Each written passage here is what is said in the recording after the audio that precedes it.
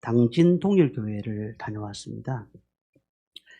충남 당진은 한 17만 명 인구수가 그렇게 된다고 들었습니다.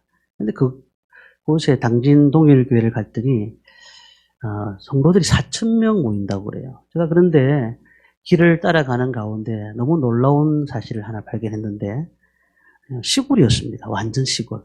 그곳에 교회가 있을 것이라고는 제가 상상을 못했고 그곳에 교회가 있었습니다. 그리고 성도들 수는 4,000명이 모인다고 합니다. 길도 없는 시골에 세워진 교회. 그런데 더 놀라운 것이 하나 있습니다. 그것은 주일학교 아이들이 1,000명이 모이는 겁니다. 주일학교 아이들이. 자, 영상을 한번 제가 찍어 왔습니다. 한 2분 되는데요. 그 교회 세미나를 참석하면서 영상을 찍었습니다. 한번.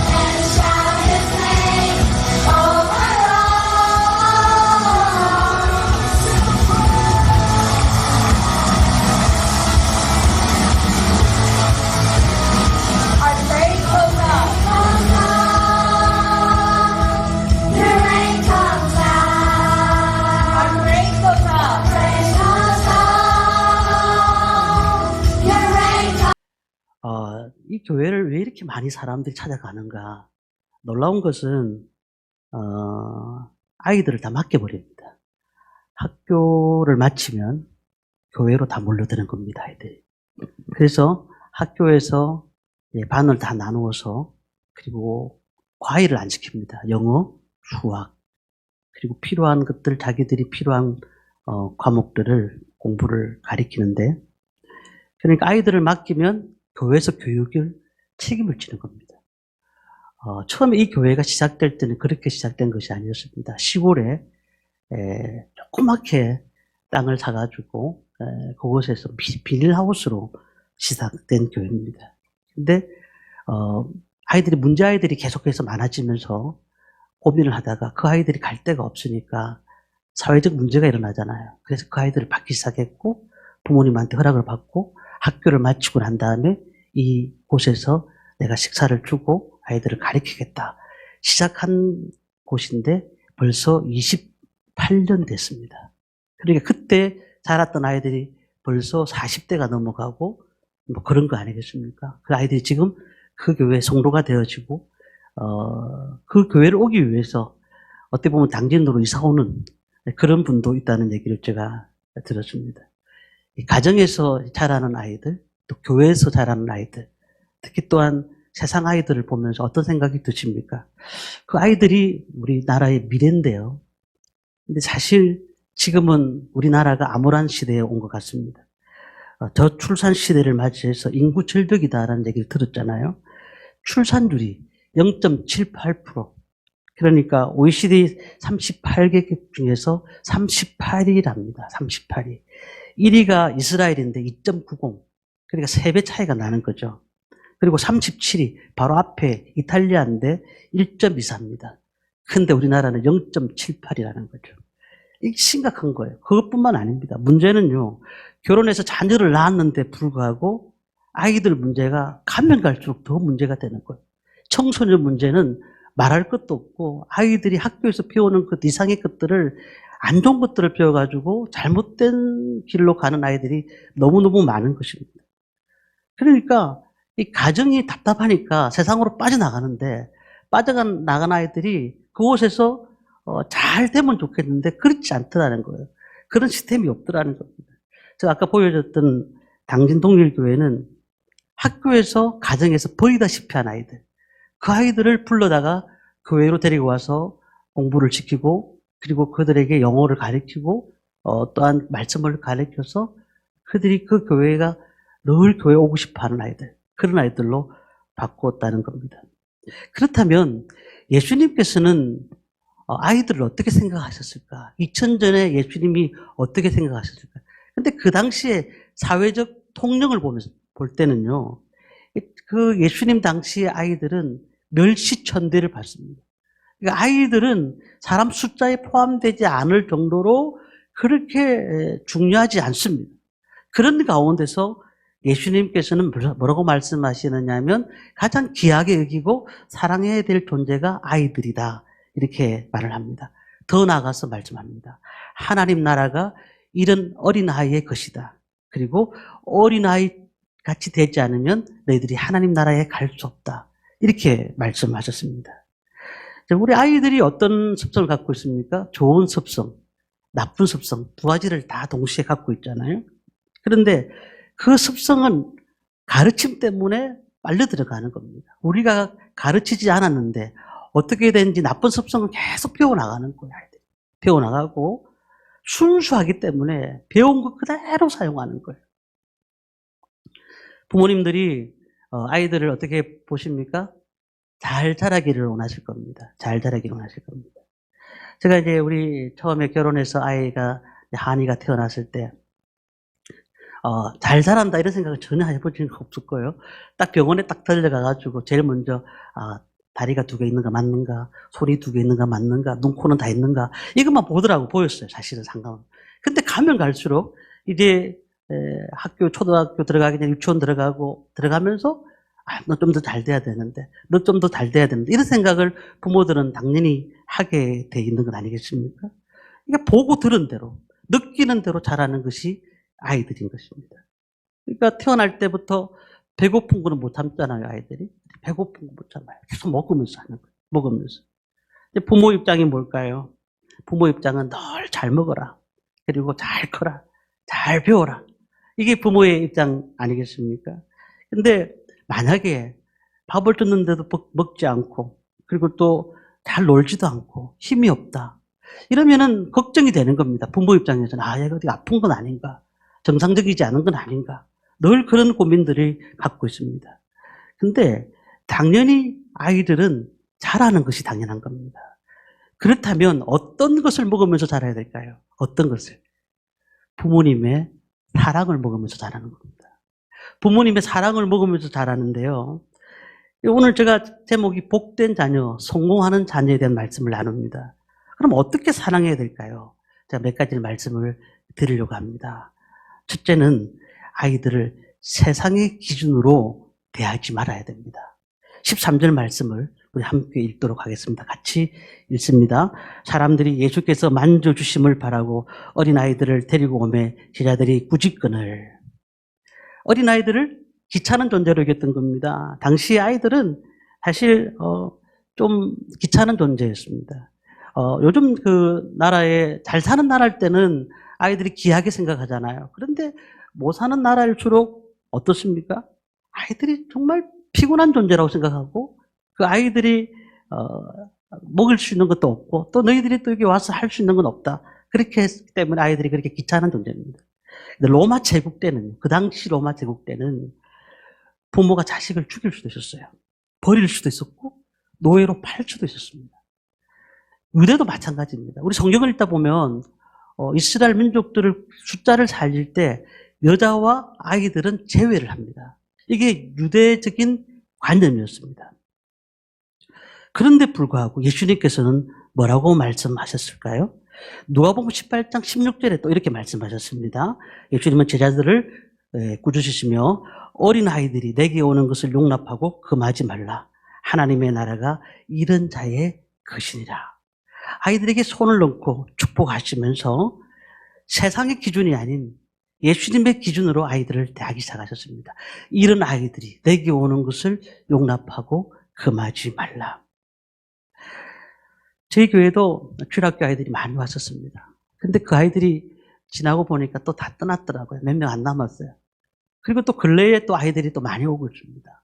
또 그 아이들을 또 선생님들이 훈련하고 있습니다. 근데 그런 생각이 들어졌습니다. 아이들이 교회 왔다가 또 가정 문제 때문에 떠나기도 하고, 그렇지만 우리가 예수님의 마음으로 그 아이들을 대해야 된다. 그들이 다음 주 교회를 혹시 못 오더라도 오늘 내가 그 아이들을 대하는 마음은 예수님의 마음으로 대해야 된다. 예수님께서 아이들을 사랑하신 것처럼 우리도 그 아이들을 사랑하는 마음을 가지고 오늘 꼭 기도해주고 그 아이가 하나님 앞에 나올 수 있도록 덜 기도해주고 또 은혜를 베풀어야 된다는 겁니다.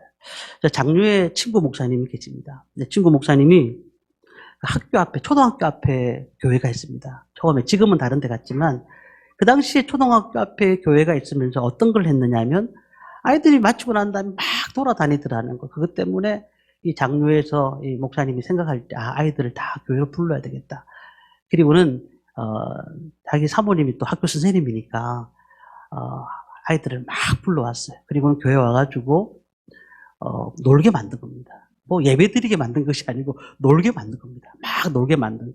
그리고 놀게 만들고 그리고 간식 챙겨주고 프로그램도 게임기도 막 있어요. 그게 게임기도 있어가지고 게임도 막 하게 만든 거예요, 아이들. 그러니까 교회 오는 것이 너무너무 즐거운 거예요. 그래서 아이들이 50명 이상 왔었어요. 50명 이상이. 그 교회가 다른 데 이사 가면서 아이들이 좀 떨어졌긴 했지만은 저는 그런 생각했습니다. 주님께서 자신의 이득과 상관없이 아이들을 사랑하신 거는 우리에게 보여주신 겁니다. 우리가 주일학교 교육을 하게 되면 아이들이 무슨 이득이 있겠습니까? 그러나 그 아이들이 예수님께서 그 아이들을 만져주시고 그 아이들을 사랑하시고 내게 오는 것을 막지 말라 그렇게 말씀하신 것을 볼 때에 우리도 그 아이들을 그렇게 사랑해야 되고 그렇게 축복해야 되고 그들에게 필요한 것들을 공급해 줘야 되는 겁니다. 마태복음 18장 10절에 이런 말씀이 있습니다. 삼가 이 작은 자 중에 하나도 업신여기지 말라. 너희에게 말하노니 그들의 천사들이 하늘에서 하늘에 계신 내 아버지 얼굴을 항상 배옵느니라. 이 말이 무슨 말이에요? 함부로 하지 말라, 아이들. 작은 것 아이 하나를 함부로 하지 마라. 하나님 다 아신다는 거죠.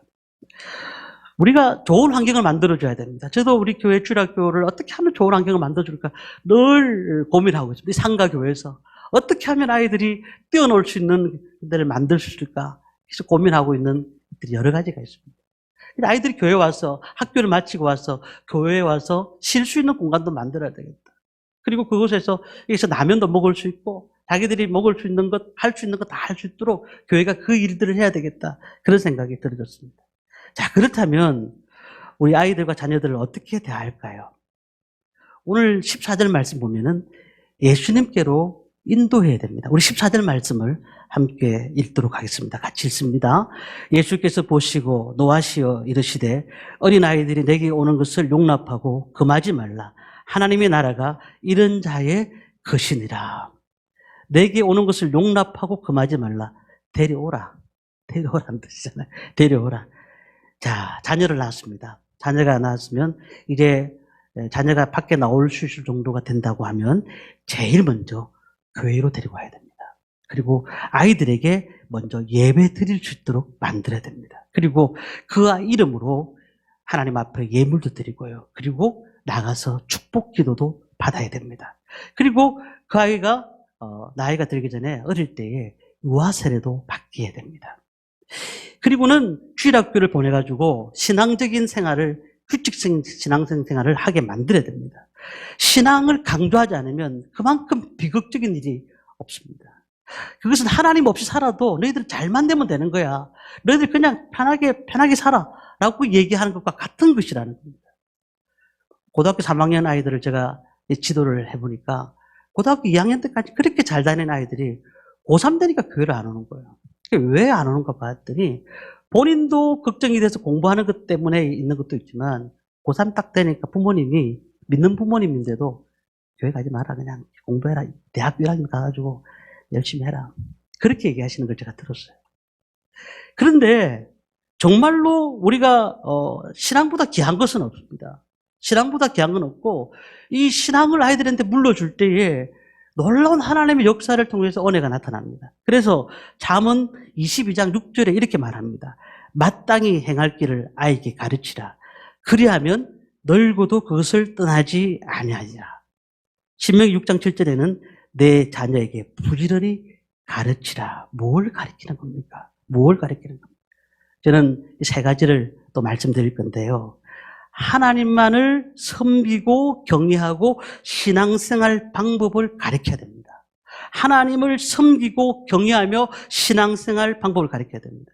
인간이 인간답게 만드신 비결은 하나님께서 우리 사람을 만드신 이유는 하나님을 섬기라고 만든 거예요. 그렇다면 우리가 하나님을 섬기는 것이 첫 번째입니다.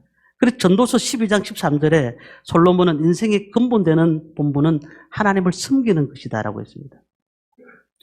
군대를 이제 1963년도죠. 1963년도에 군대를 탈영해서 한 가족 5명을 참으로 안타까운 일이죠. 모조리 도끼로 죽인 고재봉이 아실 겁니다. 그가 사형 집행장에서 목사님을 마지막으로 만나게 했습니다. 그리고 목사님에게 눈물 흘리면서 외친 말이 있습니다. 그건 다 지금 인터넷상에도 돌아다닙니다.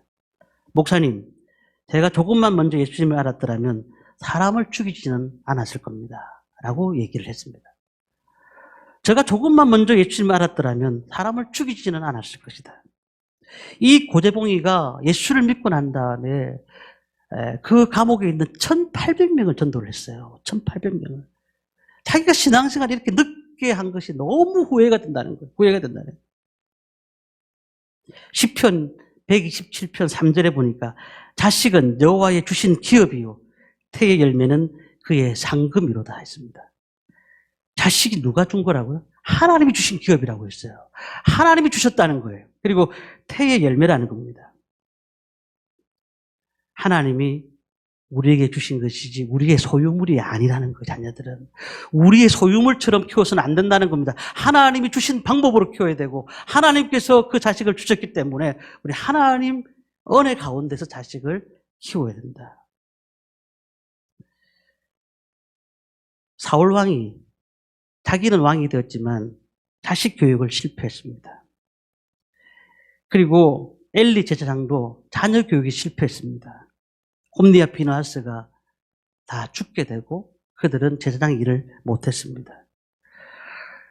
하나님을 섬기지 않는 것이 결국은 그 자식에게 인생의 모든 것을 준다고 의미가 없는 거예요. 나이지리아 100년 전 얘기입니다. 나이지리아 노예 시장에서 한 어린아이가 노예로 팔려갔습니다. 그 부모도 노예로 팔려간 겁니다. 가족이 뿔뿔이 흩어졌습니다. 그런데 따로따로 하다가 이 어린아이가 미국으로 향하는 가운데서 영국 군함에 의해서 납포되었는데 그때에 이 어린아이를 발견했습니다. 그 아이를 양자로 삼아서 그 군목이 철두철미하게 신앙으로 키웠습니다. 그 일이 있고 났는데 30년 후에 나이지리아 교회 최초의 감독 취임 예배를 드리게 되는데 그 사람이 사무엘 크로운 우디라는 사람입니다. 성서학자이고 민족의 지도자가 됐어요. 우리가 어떻게 키우느냐에 따라서 아이들의 인생은 달라지는 것입니다. 양부모를 만나지 않았더라면 어떤 인생이 되었겠냐는 거예요. 신앙교육을 받지 않았더라면 어떤 인생이 되었겠냐는 겁니다. 그래서 정말 새로운 삶을 살았다는 거예요. 잠언 9장 10절에 보니까 여호와를 경외하는 것이 지혜의 근본이요 거룩한 자를 아는 것이 명철이다 라고 말을 했습니다. 아무리 뛰어나고 아무리 지식이 뛰어나고 아무리 똑똑하고 아무리 돈이 많아도 하나님을 섬길 줄 모르는 사람들은 실패한 사람입니다. 하나님의 피조물 밑에서 살기 때문에 우리는 하나님 은혜 안에서 살아야 되는 겁니다. 하나님을 섬기지 않는 사람은 병든 사람과 같은 것입니다. 하나님을 섬기고 아이들도 신앙 안에서 잘 가르쳐야 됩니다. 시편 128편 1절에 보니까 이렇게 말씀합니다. 여호와를 경외하며 그 길을 걷는 자마다 복이 있도다. 내가 그 손이 수고한 대로 먹을 것이라. 내가 복되고 형통하리라. 우리는 자식을 2번 낳아야 됩니다. 첫 번째 몸으로 놓지만은 두 번째는 믿음으로 낳아야 돼요. 자식을 위해서 울어야 됩니다. 그리고 해산의 수고를 한 번 더 해야 됩니다. 믿음으로 살 수 있도록 자식을 키워야 됩니다. 우리가 그 수준에 맞도록 가정 예배도 드려야 됩니다. 할 수만 있다면 헌금하는 법도 가르쳐야 되고 기도하고 성경 읽는 습관도 가르쳐야 됩니다. 그때 하나님께서 은혜를 주십니다. 교회 성도들과 어른들을 섬기는 방법도 가르쳐야 됩니다. 자, 그렇다면 두 번째는 성경이 말하는 것이 무엇이냐? 성경이 말하는 또한 좋은 습관을 아이들에게 가르쳐야 돼요. 좋은 습관을. 3살 버릇이 8까지 간다는 말이 있잖아요. 그러니까 이 습관을 잘 가르쳐야 됩니다. 어려서부터 거짓말하는 습관을 가르친 아이들은 어떻게 됩니까? 사기꾼이 되는 거죠. 부모가 한 대로 아이들은 따라가기 때문에 부모가 정말로 신앙으로 잘 자라게 하면 아이들은 신앙으로 잘 자랄 수밖에 없는 겁니다. 어떤 습관을 가지고 가르칠까요? 좋은 말을 하도록, 좋은 생각하도록 가르쳐야 됩니다. 잘 아시는 금쪽 같은 내 새끼 오은영 박사를 아십니까? 아이를 키우는 데 있어서 필요한 조언들을 계속 해주고 있고 아낌없이 많은 사람들에게 얘기를 하고 있습니다. 그런데 오은영 박사는 태어날 때 33주 만에 팔싹둥이로 태어났습니다. 아버지는 그 딸이 너무 그 팔상도로 태어나서 많이 아프니까 늘 힘이 돼주는 말을 했습니다. 너는 잘 될 수 있다. 너는 할 수 있다. 근데 그 오은영 박사는 아버지의 따뜻한 말 한마디에 힘을 얻어서 세상을 살아간 겁니다. 근데 아버지가 위암이 걸린 겁니다. 근데 오은영 박사는 믿는 가정이기 때문에 그때 중1 때 기도했다고 합니다. 하나님 아버지, 건강만 되찾아 주신다면, 우리 아버지 건강만 되찾아 주신다면 열심히 공부해서 의사가 되겠습니다. 힘들고 아프고 마음이 가난한 사람들을 위해서 살게요. 이렇게 기도한 겁니다. 근데 기도를 들어주셔가지고 아버지 지금도 건강하게 살아계시고 연세대학교 정신과 의사가 되어가지고 오랫동안 일을 하고 지금은 소아청소년 클리닉 원장으로 있잖아요. 그러니까 말 한마디의 힘이라는 것은 우리의 습관이 아이들에게 어떻게 말을 전달하느냐에 따라서 아이들은 잘 되기도 하고 낙심하기도 하고 힘들어하기도 한다는 거예요. 그러니까 아이들이 어릴 때 욕하는 아이들 보면요. 죄송한 얘기지만 가정에서 욕이 있었으니까 욕을 하는 거예요. 욕이 있었으니까. 뭐 싸움이 있다든지. 욕을 하는 아이들은 그렇게 욕을 하는 것입니다. 항상 긍정적인 사고방식으로 아이들을 대하면 그 아이들은 긍정적인 사고방식으로 살 수밖에 없는 것입니다. 목사님 가정에 이제 목사님이 집사님 가정에 신방을 했습니다. 급한 일 때문에 목사님이 집사님한테 신방하도 되겠습니까? 아, 예, 신방 오셔도 됩니다. 그래서 신방을 했는데 갑자기 이제 신방 오신다니까 이제 성경책을 찾아야 될 거 아니겠습니까? 그러니까 그 아이 옆에 있다가 야야, 엄마가 제일 잘 보는 거 있잖아. 그거 가져와. 성경책 기억이 안 나가지고 엄마가 제일 잘 보는 거. 그랬더니 이 아이가 잡지책을 가져와가지고 엄마가 제일 잘 보는 거. 아이들은 보고 느끼는 것도 그대로 하는 겁니다. 그대로 하는 겁니다. 하나님을 섬기는 본을 보였다면 하나님을 섬기는 본을 아이들은 다 따라가게 돼 있는 거라는 겁니다. 그러니까 우리가 나쁜 습관을 가르쳐서는 안 되겠죠. 아이들에게 좋은 습관을 가르쳐야 됩니다. 좋은 습관. 이 좋은 습관이 어디 있는지 아십니까? 성경 안에 있는데 잠언서 읽어보셨습니까? 잠언서는 31장까지 되어 있습니다. 놀랍게도 31장인데 1장부터 31장까지 좋은 습관들이 다 기록되어 있어요. 그 말씀 한번 읽어보십시오. 아이들한테 어떻게 가르쳐야 될까? 계속 가르칠 수 있는 습관들이 기록되어 있습니다. 세 번째는요. 아이들에게 꿈을 가르쳐야 됩니다. 꿈을 가지고 살 수 있도록.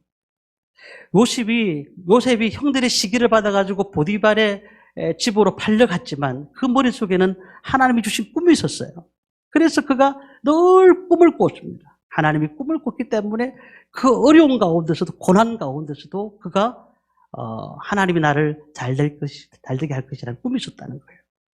그러니까 그 꿈이 있었기 때문에 그가 총리가 된 것 아니겠습니까? 우리 자녀들에게 꿈을 줘야 됩니다. 우리가 어떤 꿈을 주느냐가 중요한 것입니다. 어떤 꿈을 주느냐. 어느 교회 목사님 얘기입니다. 교회를 잘 나오던 고등학생이 갑자기 교회를 안 나와서 그 가정에 신방을 갔습니다. 그래서 신방을 갔더니 제가 아버지한테 얘기합니다. 아유, 아버님, 그 아이가 요즘 좀 이렇게 담배도 좀 피고 좀 세상적으로 갔던데 조금 제가 다독거려서 다시 교회로 보내도록 좀 인도 좀 해주시고 저도 그렇게 하겠습니다. 딱 그랬더니 딱 아버지가 하시는 말씀이 사내가 술도 먹고 살아야지 그렇게 살면 어쩝니까? 교회 못 보내요. 그러더라는 거죠. 그런데 놀랍게도 3년 후에 그 아버지가 같이 교회 목사님을 찾아온 겁니다. 저 아들 놈이 서울에 취직을 했는데 술꾼이 되고 폐인이 되었습니다. 좀 살려주십시오. 진짜 있었던 일입니다. 알코올 중독자가 됐다는 거예요. 정말 우리는 꿈을 줘야 되는데 어떤 꿈을 줘야 될까요? 너 잘 돼야 돼. 너 무조건 잘 돼야 돼. 어떤 상황이라도 잘 돼야 돼가 아니라 하나님 안에서 주 안에서 잘 돼야 돼. 하나님께서 원하시는 삶을 살아야 돼. 라는 꿈을 줘야 되는 겁니다. 우리가 잘 아는 세계적인 부자 록펠러는 어렸을 때 어머니가 신앙의 꿈을 심어줬습니다. 록펠러야, 너는 교회에 늦지 말고 가라. 교회 가면 제일 앞자리에 앉아라. 그리고 설교 시간에 장난치지 마라. 11조는 굶어 죽어도 드려라. 주의 종의 말씀은 하나님 말씀으로 순종해라. 가난한 자를 도와주는 사람이 되라. 록펠러가 그렇게 엄마 말씀에 대한 말씀 들었습니다. 그랬더니 그가 순종했잖아요. 세계적인 부자가 됐어요. 록펠러 재단은 지금도 대단합니다. 우리 꿈이 있는 교회가 우리 아이들에게 꿈을 주는 교회가 되어야 됩니다. 그리고 그뿐만 아니라 우리 성도님 자녀들도 꿈을 주는 아이들이 돼야 됩니다. 꿈을 받는 아이들이 돼야 됩니다. 그렇다면은 우리는 어떻게 양육해야 될까요? 사랑의 채찍으로 훈계해야 됩니다. 잠언 29장 15절 말씀을 보겠습니다. 잠언 29장 15절 말씀 보면 우리 함께 읽겠습니다. 채찍과 꾸지람이 지혜를 주거늘 임의로 행하게 버려둔 자식은 어미를 욕되게 하느니라. 채찍과 꾸지람이라고 했어요. 이 채찍으로 번역된 것이 히브리어는 세페트라는 뜻입니다. 이 세페트는 몽둥이, 채찍 이런 뜻입니다. 이 말은 가르치다에 대해서 유래된 단어입니다. 가르치다. 가르치기 때문에 그에게 몽둥이를 주는 거예요. 근데 뭐 요즘 시대에 사실은 누가 그 아이들한테 체벌을 가합니까? 하지만 성경에는 그렇게 돼 있어요. 그리고 시편 23편 4절에 보니까 주의 지팡이와 막대기가 나를 안위하시다. 이 지팡이가 세페트입니다. 무슨 말입니까? 하나님께서 다윗에게 언약 약속을 하시면서 너 후손들이 죄를 범하면은 사랑의 매로 다스릴 것이다 라고 말씀하실 때 그때 세페트예요. 그러니까 채찍이라는 말입니다. 몽둥이라는 말입니다. 우리 아이들을 대할 때 잘못한 것을 가르쳐야 됩니다. 어떤 부모님들은 잘하든 잘못하든 그냥 아이들이 잘 자라면 된다고 그냥 다독거리고 넘어가는 경우가 있는데 성경적이지는 않습니다. 웨슬리 어머니는 이렇게 말을 했습니다. 자녀들을 제멋대로 버려두는 부모는 사실상 잔인한 사람이다. 이렇게 말했습니다. 자녀를 제멋대로 하게 버려두는 부모는 사실상 잔인한 사람이다.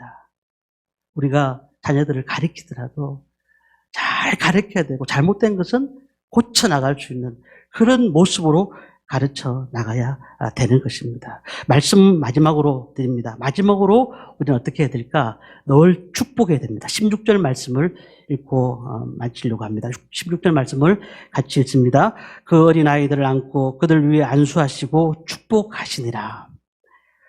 예수님께서 아이들 어떻게 하셨을까요? 축복해 주셨습니다. 저는 그런 생각이 듭니다. 우리 교회 성도님들은 젊은 우리 집사님들이 많지는 않으시지만 우리 자녀들을 위해서 늘 축복하라는 말은 어린 아이들은 축복해 주시고 그리고 나이가 든 자녀들은 기도해 주셔야 됩니다. 기도해 주셔야 돼요. 늘 기도의 힘으로 살아가는 거예요. 기도의 힘으로 살아가는 거예요. 우리가 정말 예수 믿는 사람들은 기도하는 부모를 만날 때 가장 행복한 것이에요. 기도하는 부모를. 그러니까 늘 기도해야 됩니다. 링컨 나이 9살 때 어머니가 죽으면서도 그렇게 얘기했잖아요. 너는 하나님 말씀을 따라 살아야 된다. 내 평생에 성경책 하나 네한테 유언으로 준다. 그렇게 말을 했단 말이에요. 하나하나 축복하면서 그들 이름을 불러가면서 기도해주는 부모가 돼야 될 줄 믿습니다. 말씀을 정리합니다. 오늘 어린이 주일입니다. 예수님께서는 어린이들을 사랑하십니다. 가까이 오고 품어주시고 축복해 주셨습니다. 오늘 우리가 우리 교회뿐만 아니고 또 교회에 많은 아이들이 있고 지나가는 아이들이 있는데 그 아이들을 축복하고 또 예수님 앞에 데리고 오고 주님 앞에 데리고 와서 신앙으로 잘 양육해서 믿음으로 자랄 수 있는 아이로 그래서 하나님이 기뻐하시는 아이로 성장하고 또한 그런 삶을 살아드리는 저희들이 되기를 간절히 소망합니다.